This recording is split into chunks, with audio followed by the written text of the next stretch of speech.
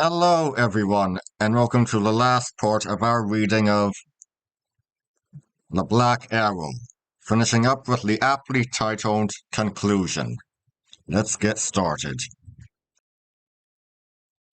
About 9 in the morning, Lord Foxham was leading his ward, once more dressed as befitted her sex, and followed by Alicia Risingham, to the Church of Holywood, when Richard Crookback, his brow already heavy with cares, crossed their path and paused.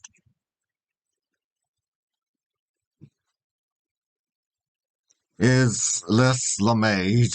he asked, and when Lord Foxham had replied in the affirmative, "Minion," he added, "hold up your face until I see its favour."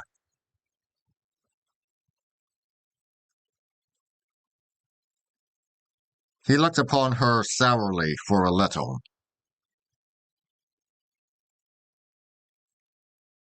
"Ye are fair," he said at last, "and as they tell me dowered.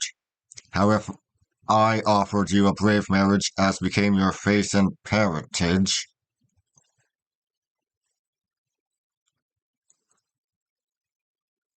"My Lord Duke," replied Joanna, "may it please your grace, I had rather read with Sir Richard."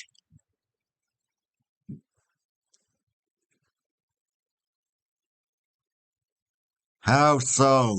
he asked harshly.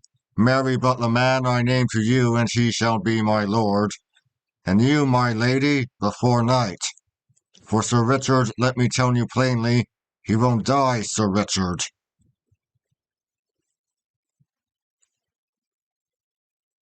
"I ask no more of heaven, my lord, than but to die Sir Richard's wife," returned Joanna.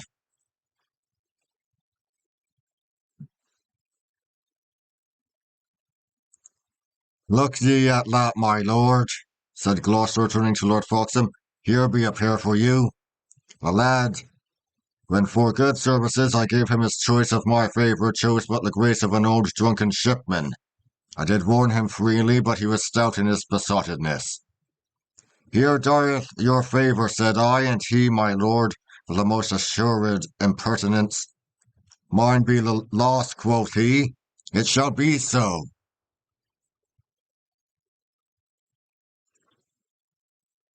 Said he so? Cried Alicia. Then round said lion driver.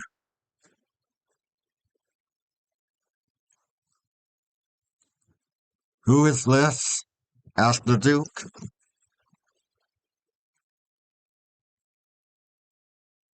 A prisoner of Sir Richard's, answered Lord Foxham. Mistress Alicia Risingham.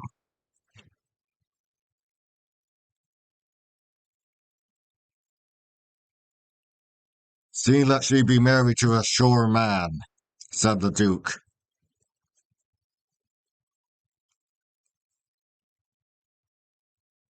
I had thought on my kinsman Hamley, and it's like your grace, returns Lord Foxham, he hath well served the cause.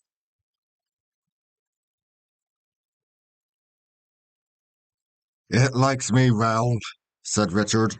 Let them be wedded speedily. Say, fair maid, will you wed? My Lord Duke, said Alicia, so as the man is straight, and there in perfect consternation the voice died on her tongue.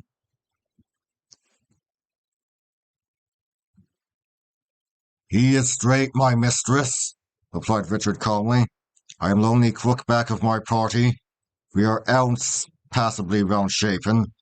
Ladies, and you, my lord, he added with a sudden change to grave courtesy, judge me not too churlish if I leave you. A captain in time of war hath not the ordering of his hours.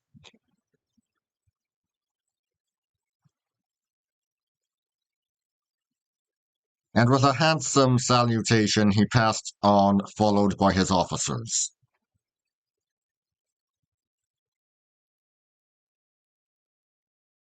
Alack, cried Alicia, I am shent.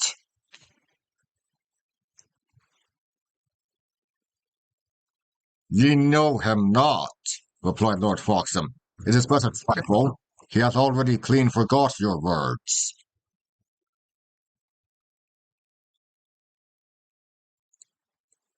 He is then the very flower of knighthood, said Alicia.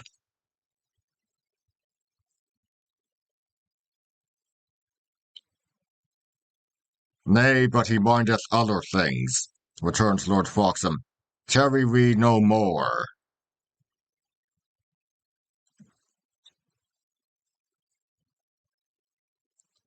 In the chancel they found Dick waiting, attended by a few young men, and there were he and Joan united.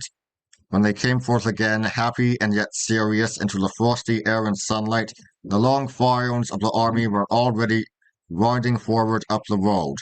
Already the Duke of Gloucester's banner was unfolded and began to move from before the abbey in a clump of spears, and behind it, girt by steel-clad knights, the bold, black-hearted, and ambitious hunchback moved on towards his brief kingdom and his lasting infamy.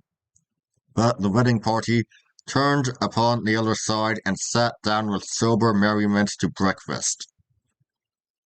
The faller cellarer attended on their wants and sat with them at table. Hamley, all jealously forgotten, began to ply the nowise loth Alicia with courtship, and there amid the sounding of tuckets and the clash of armoured soldiery and horses continually moving forth, Dick and Joan sat side by side, tenderly held hands, and looked with ever-growing affection in each other's eyes.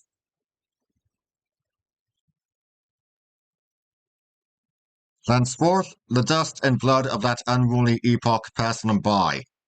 They dwelt apart from alarms in the green forest where their love began.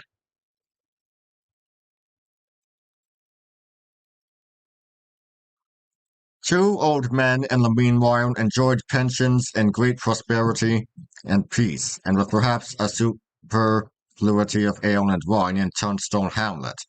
One had been all his life a shipman, and continued to the last to lament his man Tom.